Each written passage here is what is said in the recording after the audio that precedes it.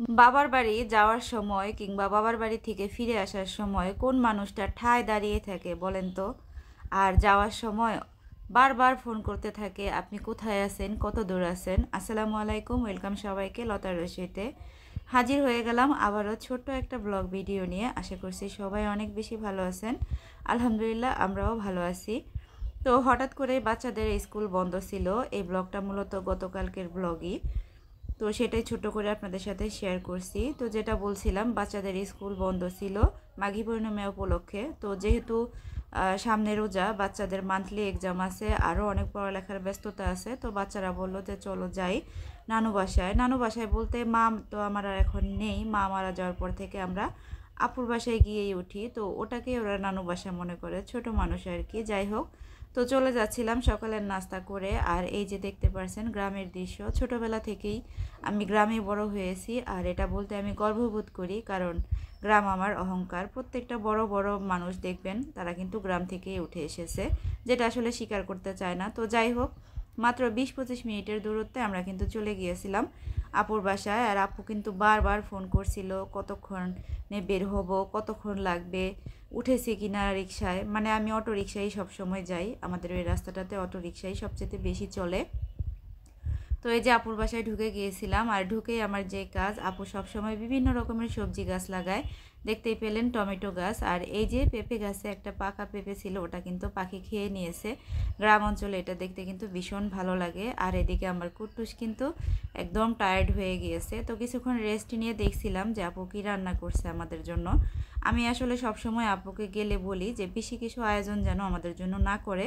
তো এদিকে হচ্ছে সালাদের জন্য কাঁচামরিচ, শসা রেডি করে রেখেছিল, পোলাওর চালটা ভেজে রেখেছিল, পোলাওটা রাইস কুকারে করবে, পানিটা গরম বসিয়ে দিয়েছিল। আর এই যে এখানে ছিল ভীষণ মজা করে একটা গরু মাংস রান্না করেছিল আপু, এটা খেতে অনেক মজা লাগে।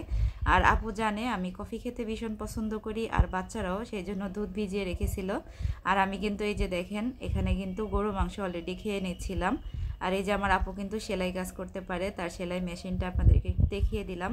আমার খুব ইচ্ছা ছিল সেলাই কাজ শেখার, কিন্তু যেটা আমি পারি নাই। তারপরে আপুর কাছে চলে যাচ্ছিলাম। আপু মেনলি মাটির চুলায় রান্না করে, তো আমরা গিয়েছিলাম বলে আপু গ্যাসের চুলায় হচ্ছে আমাদের জন্য পিঠা করছিল। আর আপু হচ্ছে এই রান্নাটা করছিল হচ্ছে তাদের সিঁড়ি কোঠায়, রান্নাঘরে না। তো এই যে আপু জানে যে চিটারুটি পিঠাটা আমরা ভীষণ পছন্দ করি গরুর মাংস দিয়ে, এই জন্য গরুর মাংসটা আগেই রেডি করে রেখেছিল। আর এই যে এখন আমাদের জন্য চিটারুটি পিঠা বানাবে। এখানে আপু হচ্ছে চালের গুঁড়ি, লবণ, সয়াবিন তেল, পেঁয়াজ বাটা, আদা বাটা, রসুন বাটা, আর এখানে 4টা দেশি মুরগির ডিম দিয়ে মিশ্রণটা রেডি করে নিয়েছিল। আর এই যে গরম গরম এটা কিন্তু ভেজে দিচ্ছিল। আর আপুর হাতের সিটারুটি পিঠাটা আমার সবচেয়ে বেশি মজা লাগে, কেন আমি জানি না, আমার হাতেরটাও তো মজা লাগে না।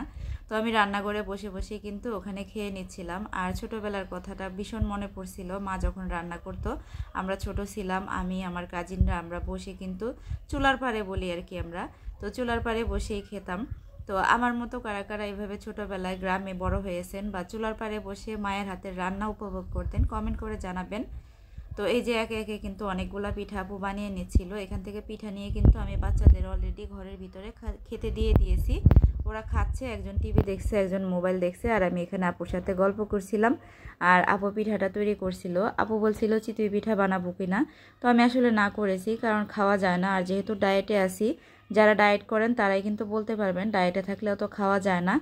আর এই যে দেখতেই পারছেন আমি খাচ্ছিলাম, আসলে এত বেশি মজা লাগছিল, মনে হচ্ছিল একদম অমৃত। আর গরু মাংসের কালারটা দেখেই কিন্তু বুঝতে পারছেন এটা কতটা মজার হতে পারে। সাথে কিন্তু আপু অল্প করে 2-3টা আলুও দিয়েছিল, কারণ আমার আপু আবার মাংসতে আলুটা ভীষণ পছন্দ করে, আর আমার কুট্টুসও। তো এখান থেকে আমিও খাচ্ছিলাম, আর আপুকেও বলছিলাম আপু যেন খায়। তো আপু বলছিল যে তুমি খাও, আমি একটু পরে খাবো। তো এই যে দেখতেই পারছেন আমি বসে বসে খাচ্ছি। আর আসলে দুই বোন একসঙ্গে হলে কত রকমের যে কথা হয়। আর প্ল্যান করছিলাম যে রোজার আগে আমরা কি করব, কোথায় যাব, বা কিছু কেনাকাটা বাকি আছে সেটাও। আর এই যে মাঝে মাঝে আমার কুট্টুস কিন্তু দৌড়ে দৌড়ে চলে আসছিল, আর ওকেও একটু একটু করে পিঠা আমি মুখে দিয়ে দিচ্ছিলাম। তারপরে এই যে আপুর গাছের বেগুন হচ্ছে, আমি একটু ঘুমিয়েছিলাম, কারণ কয়েকদিন যাবত আমার শরীরটা তেমন একটা ভালো না। তো আপুর বাসায় যাওয়ার পরে আমার হঠাৎ করে প্রচুর জ্বর ওঠে। তো ঘুম থেকে উঠে দেখি হচ্ছে আপু গাছ থেকে বেগুন কেটে রেখেছে, আর এই যে এটা হচ্ছে জোড়া বেগুন। এর আগে কে কে দেখেছেন জানাবেন। আর আপুর গাছে কিন্তু একটা লাউ হয়েছিল, মাশাল্লাহ একটা লাউই হয়েছিল, ওটাই আপু আমাদেরকে দিয়ে দিয়েছে। আর এই যে আপু আমার জন্য হচ্ছে প্লেট সাজিয়েছিল। আমি কিন্তু গরু মাংস আর পোলাওয়ের সাথে খাইনি। আর এখানে যে পোলাওটা আছে এখান থেকে জাস্ট 2-3 লোকমা আমি খেয়েছি, কারণ আমার একদমই ক্ষুধা ছিল না।